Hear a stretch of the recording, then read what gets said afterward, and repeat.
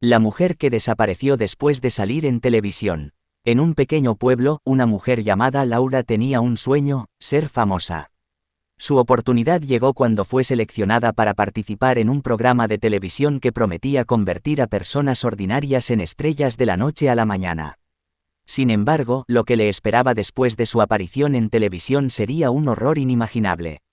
El día de la grabación, Laura estaba emocionada y nerviosa. Su entrevista fue un éxito y su carisma cautivó a la audiencia.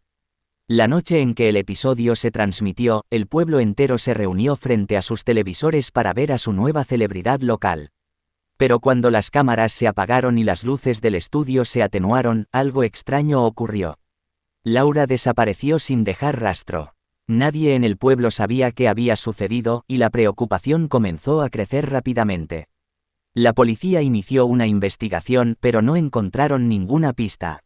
Los vecinos del pueblo comenzaron a especular, algunos creyendo que Laura había sido víctima de alguna conspiración, otros pensando que había huido por su propia voluntad.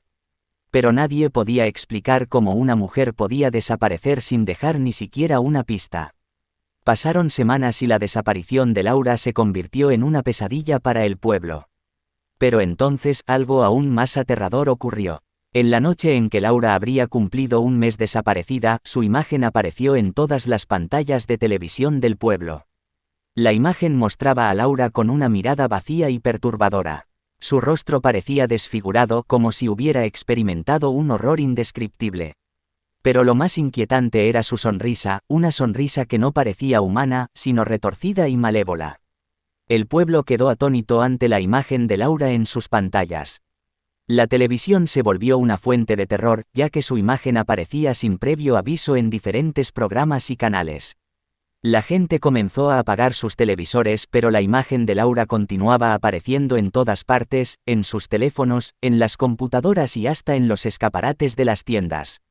La pesadilla se intensificó cuando las personas comenzaron a desaparecer una por una, al igual que Laura. Los vecinos vivían con el constante temor de ser el siguiente objetivo. La desesperación y el pánico se apoderaron del pueblo mientras intentaban buscar respuestas.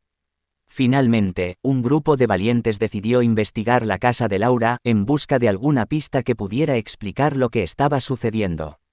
Pero lo que encontraron fue más aterrador de lo que jamás habrían imaginado.